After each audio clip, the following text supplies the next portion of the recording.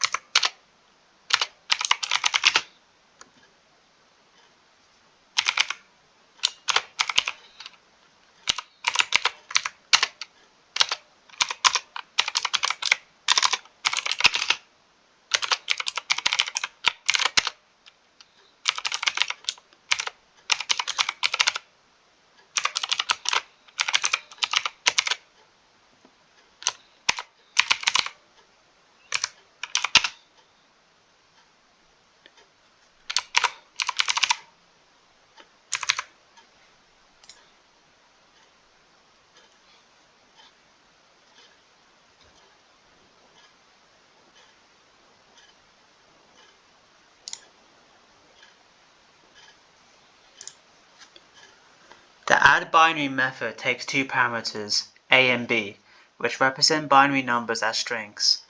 Inside the method, the int function is used to convert the input binary strings a and b into integer numbers. The second argument of int is 2, indicating that the input strings are in base 2. The converted decimal numbers binNumA and binNumB represent the values of the binary input strings a and b respectively.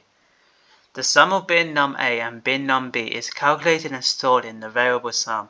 The bin function converts the decimal sum into a binary string. The binary string starts with the prefix 0b to show it represents a binary number. The return statement returns a sliced version of the binary sum string, binSum, excluding the first two characters. This removes the prefix and provides the final binary sum as the output of the addBinary method. The code uses the solution class to create a new object instance. This instance is assigned to the variable result, enabling me to utilize the functionalities and characteristics defined within the solution class through the result object.